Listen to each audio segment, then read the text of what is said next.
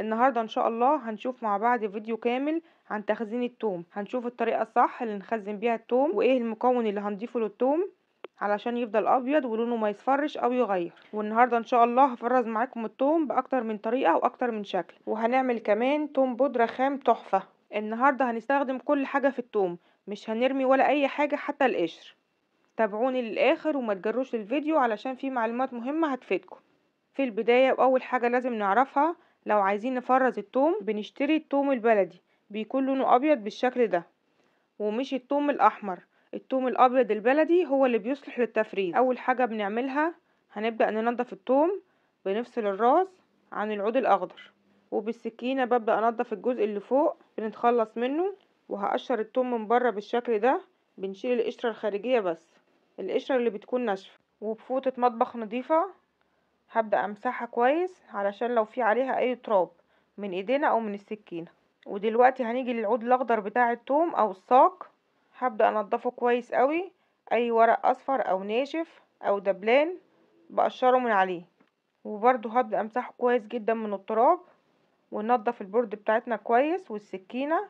وهقسم العود بتاع التوم ل3 اجزاء. اول جزء اللي هو بيبقى ناحية الراس، ده اول جزء اللي بيبقى بعد الراس مباشرة، وده الجزء الوسطاني اللي بعده، وده اخر جزء اللي هو الاخضر. بناخد كل جزء نخليه على جنب في طبق لوحده.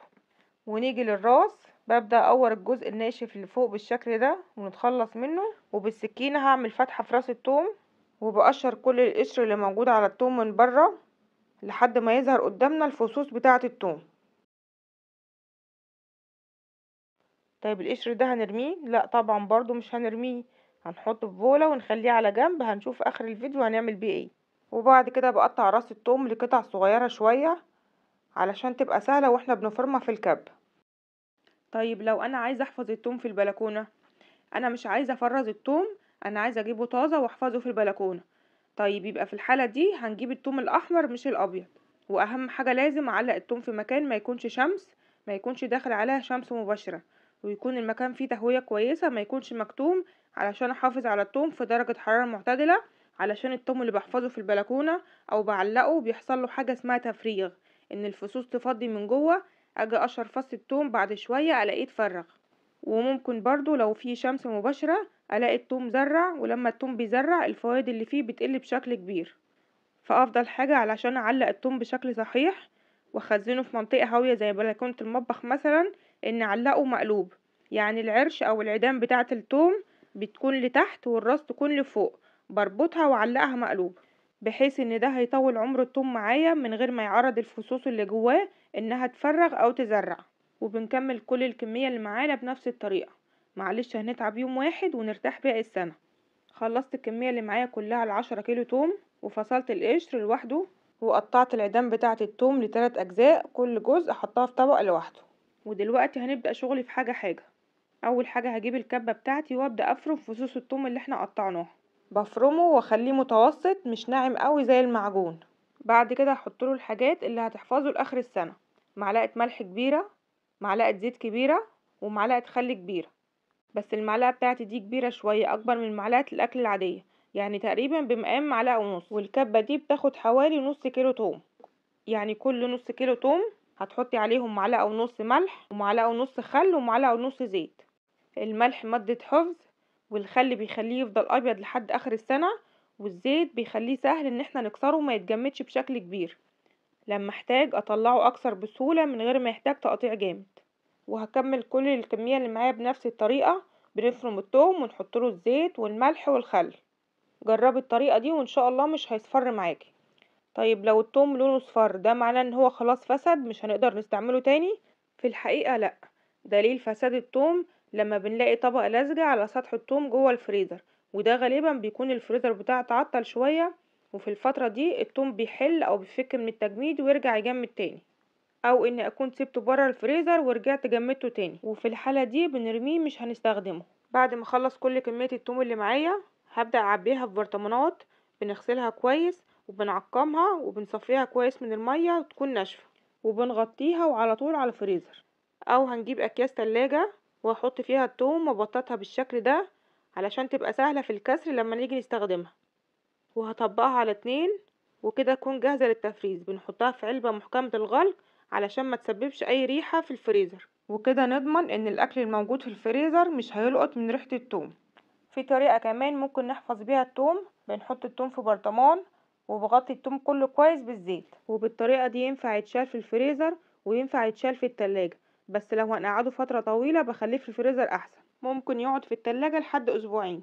وبحط معاه كمان قرون شطة حمرا، ووقت الاستخدام باخد التوم بالزيت اللي فيه. في كمان فكرة تانية، بنحط التوم في اكياس التلاجة ونبططه بالشكل ده، وبظهر السكينة بنقسمه على شكل مكعبات، وبعد كده بنحطه على صينية في الفريزر نص ساعة لحد ما يجمد شوية. بعد ما تتجمد شوية وتمسك نفسها بنطلعها نكسرها مكعبات ونحطها في علبة ونقفلها كويس ونحطها في الفريزر. وقت الاستخدام بنطلع مكعب او مكعبين على حسب الاستخدام بتاعنا. بعد كده هندخل على العيدان بتاعة التوم. ده الجزء الاولاني اللي بيكون بعد الراس على طول. هنفرمه ونعمل منه تتبيلة حلوة قوي، بس نخلي بالنا علشان بيبقى في النص فيه جزء ناشف وهيكون صعب ان هو يتفرم في الكبة، فبنشيله الاول علشان ما يكسرش الكبة واحنا بنفرمه. في ناشف ازاي بنستبعده علشان ما يكسرش الكبة. وهفرم معاهم شوية من الفلفل الرومي وشوية صغيرين من فصوص الثوم، ولو بنحبها حرة هنزود لها شوية من الشطة الحامية، ونفرمهم مع بعض كويس ونزود لهم الزيت وخل وملح. تتبيلة حلوة جدا تنفع للبتنجان، للسمك، للكبدة، طماطم مخللة، للمحاشي، تحفة. وهحطها في البرطمانات واغطيها بشوية من الزيت معنا في التلاجة من اسبوعين ل3. لو اكتر من كده هنشيلها في الفريزر. الجزء الوسطاني من عيدان التوم بناخدها نحطها في كيس تلاجة ونحطها في الفريزر. بناخد منها واحدة او 2 لما نيجي نعمل شوربة، لما نيجي نسلق لحمة او فراخ بتنكه الشوربة وتديها طعم تحفة. وحلو قوي كمان لو بنشوي فراخ وحطيناه معاه في الفرن. اخر حاجة معانا القشر بتاع الثوم والجزء الاخضر من العود اللي هو اخر جزء خالص في العود. بنبدأ نفتحه نفصصه ورق بالشكل ده ونحطه مع القشر عشان هنعمل بيه توم باودر، وهنوزعه في صاج فرن كبير ونحطه في الفرن على اقل درجة حرارة، وهنسيبه ساعة او ساعة ونص لحد ما يتحمص وينشف وياخد لون ذهبي فاتح. وكل شوية بنقلبه لحد ما يتحمص وينشف كويس. وبعد كده بيبرد، وبعد ما يبرد بنطحنه في مطحنة التوابل وبيطلع بالشكل ده تحفة وريحته خطيرة. لو خدت منه شعرة صغيرة بمقام معلقة كبيرة من التوم البودرة الجاهز اللي بنشتريه من عند العطار، ريحتها اضعاف اضعاف التوم البودرة اللي بنشتريه جاهز. مفيش مقارنة بينهم. وده كان الفيديو بتاعنا النهاردة، بتمنى يكون عجبكم وتكونوا استفدتم منه. ولو عجبكم الفيديو ما تنسوش تعملوا لايك وشير وتكتبوا لي كومنت حلو تحت الفيديو، واشوفكم ان شاء الله على خير في وصفة جديدة.